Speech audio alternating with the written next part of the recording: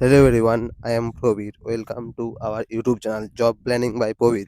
আজকে আমি তোমাদেরকে বলবো যে তোমাদের যে এসআইআর ফর্ম, সেই এসআইআর ফর্ম তোমাদের যে বিএলও, সেই বিএলও অনলাইনে জমা করেছে কিনা সেটা কিভাবে দেখবে। তো চলো শুরু করা যাক আজকের ভিডিও। আমাদের এই এসআইআর ফর্ম আমাদের বিএলও জমা করেছে কিনা অনলাইনে তা দেখার জন্য আমাদেরকে প্রথমে গুগল ক্রোম ব্রাউজারে যেতে হবে। ক্রোম ব্রাউজারে যেয়ে করে প্রথমে সার্চ করতে হবে ভোটার পোর্টাল বলে। প্রথমে সার্চ করতে হবে আমাদের ভোটার পোর্টাল বলে। ভোটার পোর্টাল বলে সার্চ করার পর প্রথমে যে ওয়েবসাইটটি আসবে সেটি ভোটার সার্ভিস পোর্টাল। সেই ভোটার সার্ভিস পোর্টালে ক্লিক করতে হবে। ভোটার সার্ভিস পোর্টালে ক্লিক করার পর আমাদের যে লগইন অপশন, সেই লগইন অপশনে ক্লিক করতে হবে। লগইন অপশনে ক্লিক করার পরে আমাদের যে রেজিস্টার মোবাইল নাম্বার, সেই রেজিস্টার মোবাইল নাম্বারে ক্যাপচা কোড দিয়ে তারপরে লগইন করতে হবে।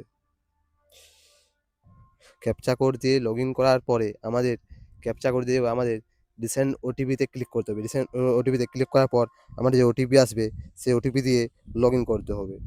ভেরিফাই এবং লগইন অপশনে ক্লিক করতে হবে। ভেরিফাই এবং লগইন অপশনে ক্লিক করার পর আমাদের দেখতে পাচ্ছ আমাদের লগইন হয়ে যাবে। এখানে দেখতে পাচ্ছ আমার নাম প্রবীর মাহাতো বলে শো হয়ে গেছে। এরপর আমাদের লগইন হয়ে যাওয়ার পরে তারপর নিচের দিকে আসতে হবে। নিচের দিকে এসে দেখতে পাবে আমাদের একদম নিচের দিকে এসে দেখতে পাবে স্পেশাল ইন্টেনসিভ রিভিশন অর্থাৎ এসআইআর 2026 এসআইআর 2026 যে ফিল এনুমেরেশন ফর্ম, সেই ফিল এনুমেরেশন ফর্মে ক্লিক করতে হবে। ফিল এনুমেরেশন ফর্মে ক্লিক করার পর নিজের স্টেট এখানে দিতে হবে। নিজের স্টেট ওয়েস্ট বেঙ্গল দেবে।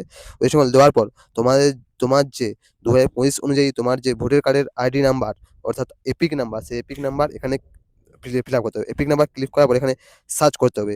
সার্চ যে লেখা আছে your form has already been submitted for more details contact your BLO, অর্থাৎ এখানে এরকম যদি লেখা থাকে তাহলে বুঝতে পারবে your form has already been submitted for more details contact your BLO.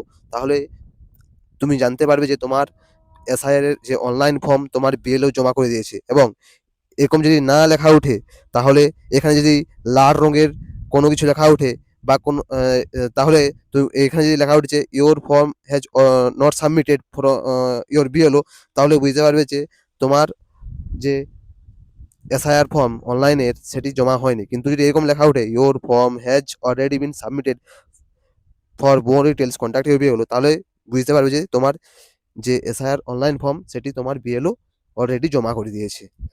এটি ছিল আজকের ভিডিও। এরকম আরও ভিডিও দেখার জন্য চ্যানেলটি অবশ্যই সাবস্ক্রাইব করে রাখবেন।